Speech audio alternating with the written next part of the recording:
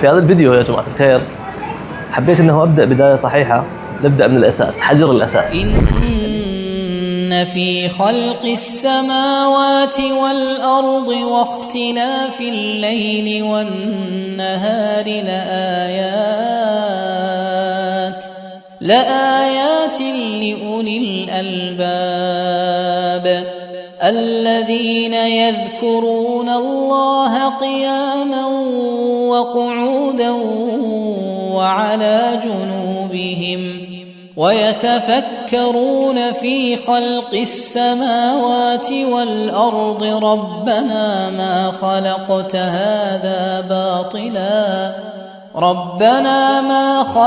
هذا باطلا سبحانك فقنا عذاب النار.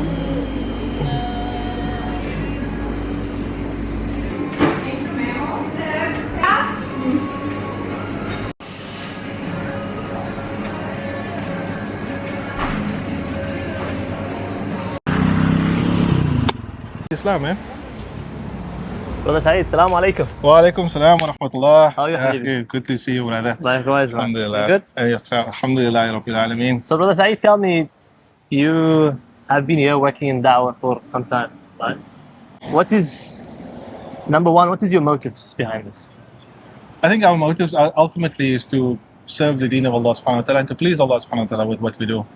And if you ask me what my motivation besides that was, is that I realized that after 330 years of Islam in South Africa, we are still facing a great many problems, things like crime, drug addiction, political instability, not instability necessarily, but political incorrectness.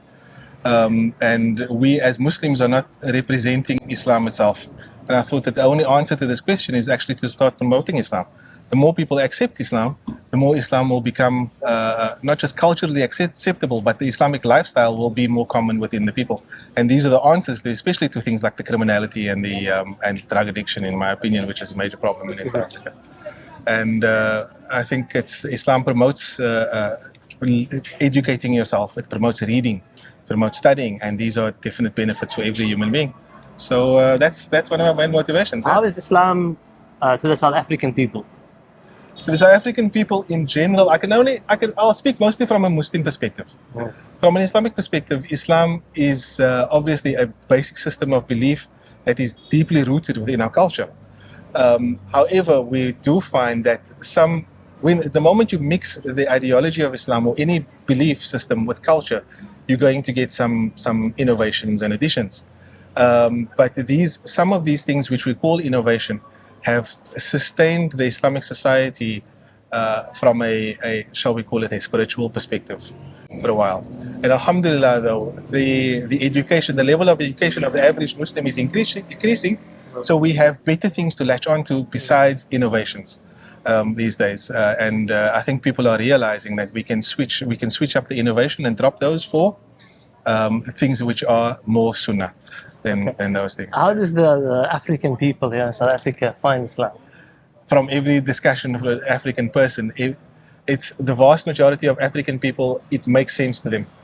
From a grassroots perspective, from the state of fitrah, I believe that in my experience, the less wealthy people are closer to the fitrah than anything else. And from the perspective of fitrah, the African people are more accepting of Islam than anyone else. And they ask you far fewer questions. They ask for far fewer proofs. And not that these are a problem, but they accept it far more easily.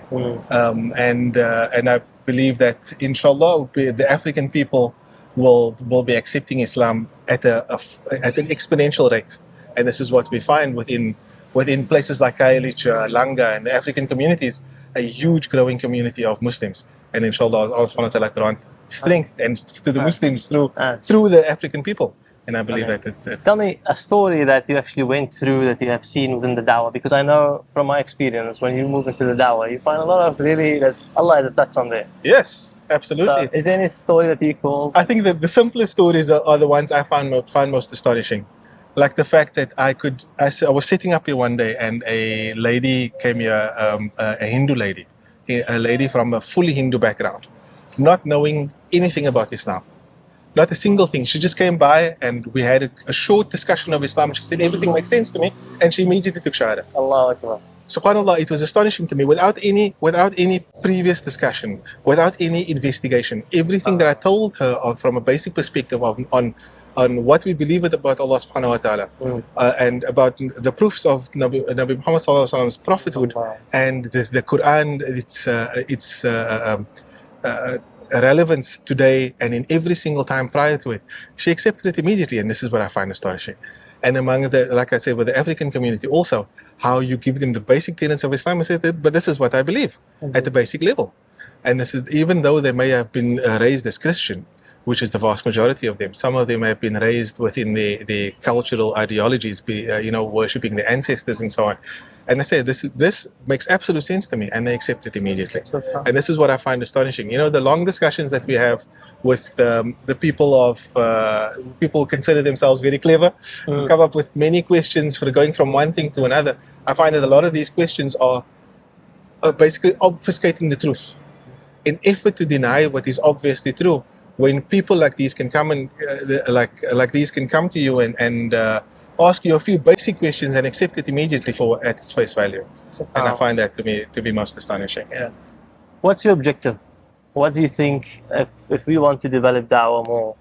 What should people do, and what should you do personally on your personal level? Well, personally, I should do my objective is ultimately to do my duty to Allah subhanahu wa ta'ala firstly in propagating the message of Islam, and to follow the example of Nabi Muhammad sallallahu alaihi wasallam. And again, in the example of Nabi Muhammad sallallahu alaihi wasallam is the development of da'wah. Yeah. From a street da'wah effort, from a one-on-one da'wah effort, to an effort which is national, international, inshallah. And if we follow this example and template laid out, given to us by Nabi Muhammad sallallahu alaihi wasallam, there's nothing more. The job is made easy for us. We don't have to come up with new strategies. The strategy is already there for us. And all we need to do is make the effort, make dua that Allah subhanahu wa ta'ala grants success through these efforts. And inshallah, these efforts will grow, as well as efforts made by many other brothers. There are so many excellent examples online that we see through this, shall we call it, through the benefit of social media. Social media and the internet in general can be considered to have many harmful effects. But it's up to us to use this tool for the good of humanity and for the good of Islam. And I think if we can use these tools better, I think we have a very easy job ahead of us. How many people embrace Islam on your hands? I have no idea. I have no idea. I don't keep count. No, I don't keep count. Approximately? I have no idea. I don't even want to guess, because this is not my aim. My aim is not to make people Muslim, because this is beyond my capability. To get people to accept Islam is not within my job. Is to give the message, to convey the message, and once I've conveyed the message, after that, it's up to Allah, up to the people themselves, and up to Allah subhanahu wa ta'ala whether they're going to accept or not. And I really don't keep count. And this is from day one. I said I would never keep count of it, because Allah subhanahu wa ta'ala keeps count. Why do I need to? If there's any benefit in it for me, I hope Allah subhanahu wa ta'ala gives me that benefit and rewards me for it. I don't need to keep count. What is the benefit of da'wah for you, for Saeed? For you, what did you see in your personality? What is the impact of da'wah on you? A motivation to get back to studying, firstly, because I believe that anything, us as Muslims, if we set out to do anything, the first thing we need to do is how to do that in the best manner. So it encouraged me to go and clean up my aqidah, to make sure that my aqidah is correct, because I'm going to be conveying this to others. And it allowed me to see certain little kinks in my aqidah that might have crept in through over time, and then to remove them, and to add things that may not have been there before. Also, to ensure that I deal with people in the best manner possible, because you cannot convey the best message in the worst way. We need to ensure that we encompass the traits of Nabi Muhammad sallallahu alaihi wasallam when he conveyed things to people. And then it made me go and have a look at examples of how Nabi Muhammad sallallahu alaihi wasallam made da'wah, and then to try to adopt those things. And also it gives me a certain amount of comfort in knowing that I'm doing just a little bit to try to make things better. And in any effort that I make, there will be some benefit in it for myself, for the next person, and also for my family. And inshallah, it's trying to make things better. I believe that we as alhamdulillah, I'm a husband and a father. I believe that if I do my best within my family, and that good will then permeate to my neighbors, and from there will go to the community, inshallah to the nation, and inshallah to the rest of the world. But however, I must do the best with that which is within my control. Wow. You know, the rest of it, Allah subhanahu wa ta'ala will take care of, but we know that this will be the effect of it afterwards. And I think one of the best things is that we continue to see good examples from brothers like yourself, from other brothers making da'wah, to continue to learn from them. We have constant discussions and we learn little bits from each other, and thereby helping to improve one another. And it allows me to spend time with people like yourself, with other brothers in da'wah, and to make new friends, to expand my horizon of friends, and also to spend time with good people. One thing that you wish to actually get, or something that you actually have it as a desire, or one goal that you would like to achieve? I have many goals I would like to achieve, but I think from a da'wah perspective, I would like to be a part of an organization that would continue to do good after my death. This I think is my main goal here. With this particular organization, whether it be this organization, another organization, whatever, I just hope that it continues and it doesn't stop and only grows through other brothers like yourself, like Brother Naguib, Brother Wasim, and so on, and that do great things. May other people better than us come and replace us and continue this journey. Last question. No problem. What's the secret for your biceps and chest workout? There's no secret. What's the secret? There's no secret. Just again, a healthy body. Someone told me something at a young age that helped me, that inspired me to go and do a little bit of exercise. Not something I've stuck to all my life, but you know, that's inspired me. He says the only way to avoid frailty in old age is exertion in young age. I would adapt that a little bit. I say to avoid frailty in old age is exertion, is constant exertion. So it gives me a certain amount of time. We need to take time for ourselves. We have responsibilities on dunya. We have responsibility to Allah subhanahu wa ta'ala. We have responsibility to our family. We have responsibility to ourselves. And one of my responsibilities to myself is to do the best with the tools that Allah subhanahu wa ta'ala has given me. And do it, but I can do that in a manner that I enjoy.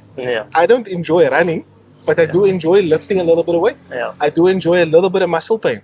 It is cathartic for me. And that's how I express myself, and I try to do the best with my body that Allah subhanahu wa ta'ala has given me. The biceps come automatically. It's not something I aim for. You know, it's and also we as men in general have been the subject of a bit of an onslaught on manhood. And I think one of the things, the physical things that we can bring back of that is the beard. That Rasulullah Sallallahu Alaihi Wasallam has instructed us to keep, as well as a healthy, strong body. Islam does not want us as men to be weak. Humility and weakness are two completely different things. In fact, Rasulullah Sallallahu Alaihi Wasallam gave us an example. In fact, when the Muslims entered Makkah, Rasulullah told them to wrap their cloak, the top part of the cloth over their chest. Why? To show strength, to not show weakness. And we as Muslims need to show strength. Not necessarily just a physical thing, but it commands respect from another man. If I meet another strong man and I portray myself to be a weak person, am I going to be surprised if that man treats me as a weak? You know, so it's we need to, inshallah, we don't need to go to the other extreme from feminism, go back to misogyny, go back to oppressing women. But we can certainly find a better middle ground, and that better middle ground is with the example of Nabi Muhammad sallallahu alaihi wasallam. So inshallah, you know, there's no secret to it. But I would encourage every Muslim, every person, in fact, get yourself a nice, good, work towards a good, healthy body to a healthy level. Along with that, your mind, along with that, your spirit.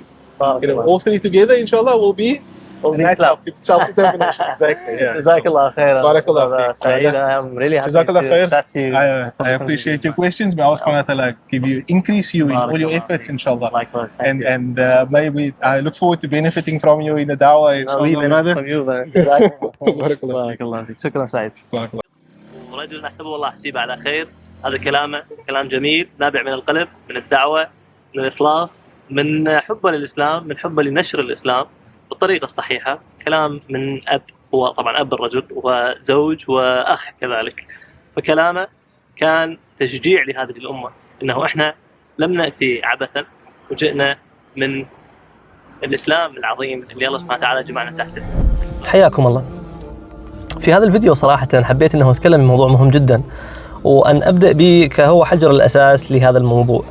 الموضوع هذا هو حجر التوحيد، توحيد الله جل في علاه. احنا تكلمنا يعني ربما اللي متابعيني على الفيسبوك ممكن يشوفون بعض المقاطع اللي نزلتها. هذا الموضوع موضوع التوحيد مهم جدا جدا، هو أمر جبل الإنسان عليه، يعني هو بالفطرة البشرية عند الإنسان. احنا بالإسلام الحمد لله رب العالمين نعرف أنه التوحيد له تقريبا 3 أركان رئيسية. الركن الأول اللي موجود هو ركن الربوبية، رب العالمين، اللي هو رب العالمين اللي يعني يدير شؤون هذا الكون كله من نجوم وكواكب وجرم سماوية. احنا بنقول بعض الأحيان نقول رب الأسرة هو الشخص اللي يكون مسؤول عن الأسرة. الله سبحانه وتعالى يقول الحمد لله رب العالمين. رب العالمين هو الرب المدير لهذا الكون وشؤونه من صغيره وكبيره. الجزء الثاني بالتوحيد دائما نحن نسمع الألوهية، وإلهكم إله واحد لا إله إلا هو، يعني إله هو الإله الذي يعبد. احنا العبادات اللي نقوم بها كلها لله سبحانه وتعالى جل في علاه. فالإلوهية هو الجزء الثاني. والجزء الثالث اللي موجود هو الأسماء والصفات، ولله الأسماء الحسنى. فالله سبحانه وتعالى له أسماء حسنى. عبر التاريخ الإسلامي سوف نجد إذا راجعنا الأمور لا تجد هنالك أي مشكلة لما تجي الأمور إلى الإلوهية أو الربوبية. كان هنالك بعض الخلافات حول الصفات، صفات الله جل في علاه، هذا بشكل سريع يعني. ولكن احنا الحمد لله عندنا الإسلام نقي 100%، وتعرف أنه التوحيد هنالك إله لا يعبد أحد سواه، هنالك رب مدير لشؤون هذا الكون، وهذه هي على الفطرة السليمة اللي تكلمنا عنها. إذا نظرنا في التاريخ نظرة سريعة وقارنا الإسلام بالديانات الأخرى سوف تجد أنه معظم الديانات اللي موجودة حول العالم هي تركز على موضوع هنالك إله واحد، وبعد فترة يصبح هنالك تحريف، ومن ثم بعد هذا التحريف يعني للأسف يصبح التحريف هو الأساس. إذا نظرنا في قسم الفرعونيات مثلا سوف تجد أنه هنالك إخناتون، فرعون هذا كان يريد أن يدعو الناس إلى توحيد الإله اللي آتون. حتى مثلا الديانة البابلية يعني اللي هو أنليل، الديانة الإغريقية، الديانة الرومانية زيوس وجوبيتر، حتى الهندوسية في كتابهم أو في كتبهم المقدسة الفيديو اللي هو موجود إله اسمه إبراهام. هذه كلها الديانات اللي موجودة أو معظمها تدل على أنه هنالك إله واحد. بل الأكثر من هذا أنه اليوم الديانة المسيحية والديانة اليهودية أيضا كذلك تتفق على أنه هنالك إله واحد. ولكن في الديانة اليهودية مثلا هنالك مشكلة، المشكلة كانت هي التجسيد. وكذلك أيضا الديانة المسيحية اليوم من تنظر إلها فهم متمسكين بعقيدة الثالوث. فهذه اليوم الديانات اللي موجودة. احنا في الإسلام طريق جميل جدا يعني واضح وضوح الشمس، الله سبحانه وتعالى واحد هو يدير الكون، ما عندنا مشكلة بالله جل في علاه. ليش هذا الموضوع مهم؟ لأنه هذا الموضوع هو الأساس لما تحكي ويا الناس. احنا بالإسلام نؤمن لا إله إلا الله، فهو هذا الجزء الأول. فلا إله إلا الله هي مفتاح الجنان، هي المرحلة الأولى بالإيمان، أن تبدأ تتعرف على رب العالمين. فوعجب كيف يعصى الإله وكيف يجحد به الجاحد، وفي كل خلق له آية تدل على أنه هو الواحد. يا مدرك الأبصار والأبصار لا تدري له ولكنهه إدراكا، يا منبت الأزهار عاطرة الشذا هذا الشذا الفواح نفح شذاك، يا مرسل الأطيار تصدح في الربا صدحاتها تسبيحة لعلاك، يا مجري الأنهار ما جريانها إلا انفعالة قطرة لنداك، رباه ها أنا ذا خلصت من الهوى واستقبل القلب الخلي هوى.